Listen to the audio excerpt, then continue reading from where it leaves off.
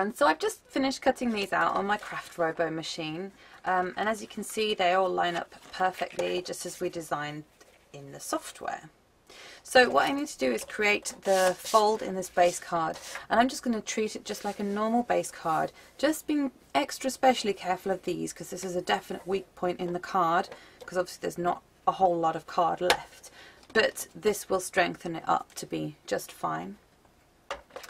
So my card is 8.5 inches long, so I need to score at 8.25 inches long, so I need to score at 4 1/8. So there's my card. It's pre-scored. I'm not going to fold it just yet though, because I'm just going to work on the front of it.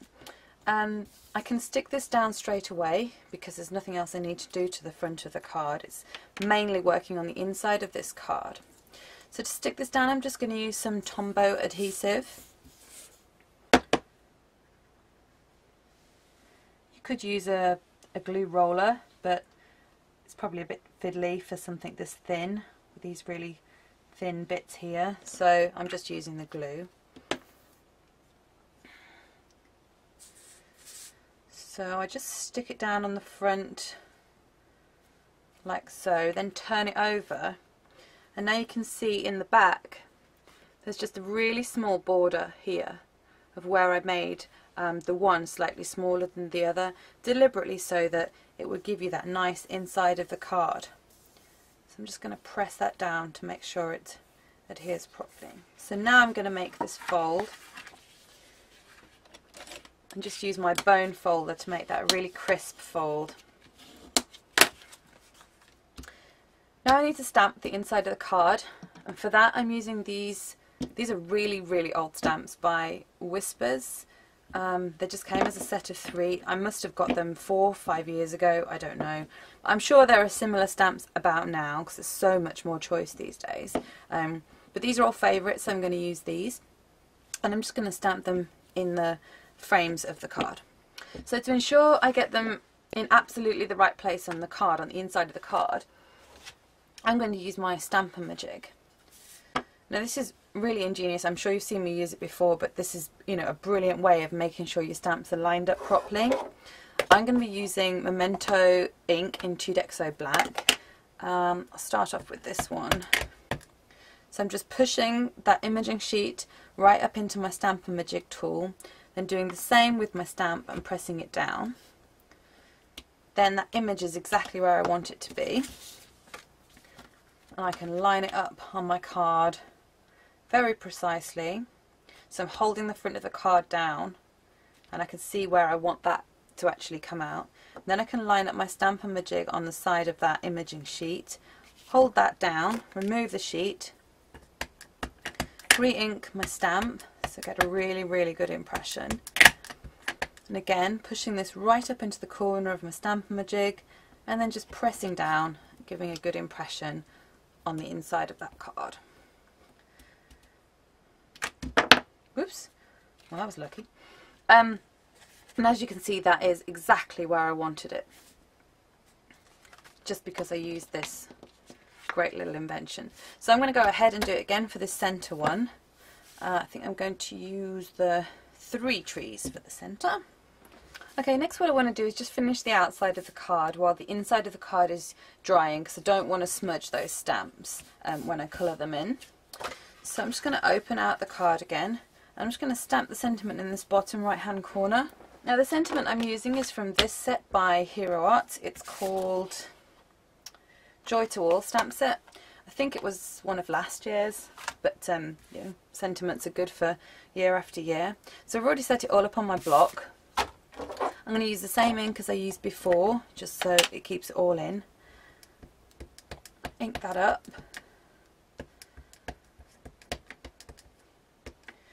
And then just stamp that, as I say, in that bottom right hand corner of the card.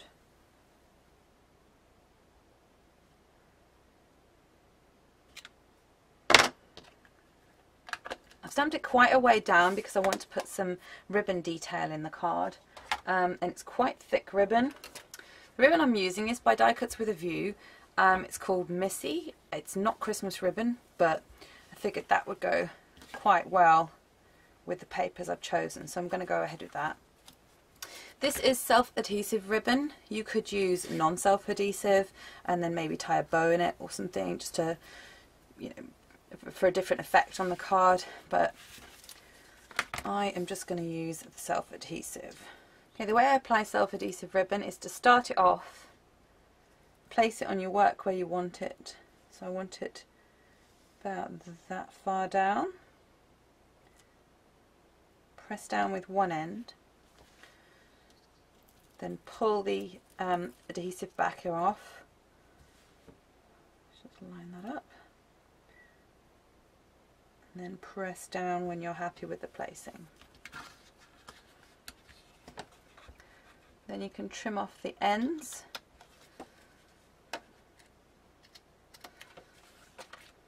You could tuck them round, but I tend to find that looks a little bit unneat in the back of the card, so in the inside of the card, so I don't bother. Okay, the very last thing I want to do with this card is adhere some little gems down. I think I'm going to do 3 because then it mimics the 3 squares as well. I'm just going to stick them on this left hand side, which will hopefully balance the sentiment a little bit on the right hand side. I'm going to stick these down using some glossy accents. So I've applied the glossy accents, then just using some tweezers, just going to place the gems where I want them. Okay, for the inside of the card, what I want to do is colour in the trees. For this I'm going to be using my Letraset Aqua Marker. Lots of distress inks, but you can use anything. And I'm also going to use this random Versacolor, which I think is a chalk ink, no, pigment ink, simply because I don't have a distress ink in yellow. So to make it easier for me to use these inks, I'm just going to put some ink on my acrylic block in the colour I need. I need blue. So I'm just going to pick some up off my block, and then applying shading, I'm just going to go in on this one side quite heavily and then sort of drag the colour across to the right hand side of the tree. You don't have to be particularly neat when you do this. It's surprising how neat it can look even though you're kind of really rushing through it. So this might look quite labour intensive, but actually you could get through quite a lot of cards in a very short amount of time. And again, I'm going to do the same with this one. I'm not too worried about going over the little baubles because they're going to be coloured in red anyway. The only thing you need to remember with distress inks is they tend to dry a lot lighter than what you put them on. So if you're putting ink on, you think, oh my goodness, that's way too dark. Actually, it will go a lot lighter, so not to worry. Once you've finished with the colour, just make sure you get rid of any excess colour off the end of your water marker just by rubbing on a piece of scrap paper. And you can move on to the next colour and know that you're not going to be blending the two when you don't actually want to. I just need to do the trunks of these trees, so I'm not going to bother putting this on the block. I'm just going to get it straight from the ink pad. And I've changed my mind on the baubles. I'm not going to use this distress ink. I'm going to use just a red felt tip. Okay, now I just need to add a little bit of sparkle. So for that I'm going to use these Ranger Stickles in Stardust, and I'm just going to add that to the top of the tree. So the little star at the top of the tree. Let's put a big blob of glitter on each of those. And then last but not least, I'm going to make the bauble shine by using my Glossy Accents by Ranger. I'm just going to put a little blob of Glossy Accents on each of these baubles. And when these dry, they'll be like raised 3D and they'll shine just like real baubles would shine on a tree. Now I've got to be super careful because everything's wet. But I just want to corner around these corners. I'm going to use the 1/2 inch setting and just do these bottom 2 corners.